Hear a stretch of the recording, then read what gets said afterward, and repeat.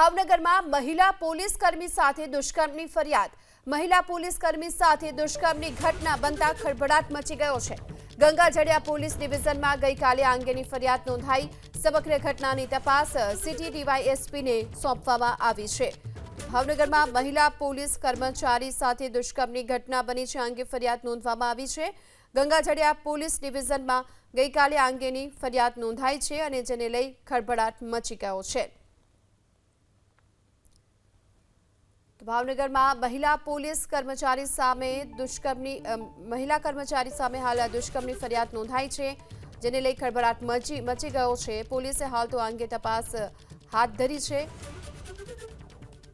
Gangajaliya police ડિવિઝનમાં અંગેની ફરિયાદ નોંધવામાં આવી છે। સમગ્ર ઘટનાને લઈ સિટી ડીવાયએસપી તપાસ કરી રહ્યા છે। વધુ વિગતો મેળવીએ સંવાદદાતા પાર્થ આપણી સાથે જોડાયા છે।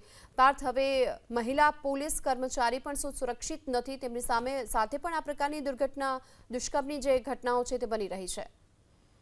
જો ભાવનગરની પોલીસ માટે આ શરમજનક કહી શકાય એટલા માટે કારણ કે જે મહિલા પોલીસ કર્મચારી છે તેમના ઉપર દુષ્કર્મની ઘટના બની છે। ગઈકાલે ગંગાજળિયા પોલીસ સ્ટેશન આવેલું છે કે જ્યાં દુષ્કર્મની ફરિયાદ નોંધવામાં આવી છે। સમગ્ર ઘટનાને લઈને ભાવનગરનો એક વ્યક્તિ છે કે તેમના દ્વારા સોશિયલ મીડિયામાં મિત્રતા કેળવી અને પોલીસ કર્મચારી છે તેમના ઉપર દુષ્કર્મ ગુજાર્યું છે તે પ્રકારની ઘટના સામે આવી છે। આ ઘટના બનતા ચકચાર મચી જવા પામી છે। સમગ્ર ઘટનાની તપાસ સિટી ડીવાયએસપી આર સિંઘાલને સોંપવામાં આવી છે। હાલ જે દુષ્કર્મ ગુજારનાર વ્યક્તિ છે તેમની શોધખોળ હાથ ધરવામાં આવી છે અને પોલીસ છે તે વિવિધ દિશા તરફ તપાસ હાથ ધરી રહી છે અને આ જે વ્યક્તિ છે તે હાલ ભાવનગરથી ફરાર થઈ ચૂક્યો હોય તે પ્રકારની માહિતી છે તે મળી રહી છે। પરંતુ આ જે પોલીસ મહિલા કર્મચારી ઉપર દુષ્કર્મની ઘટના બની છે તેને લઈને ચર્ચાનો વિષય બન્યો છે અને સુરક્ષાને લઈને પણ સવાલો ઉભા થઈ રહ્યા છે।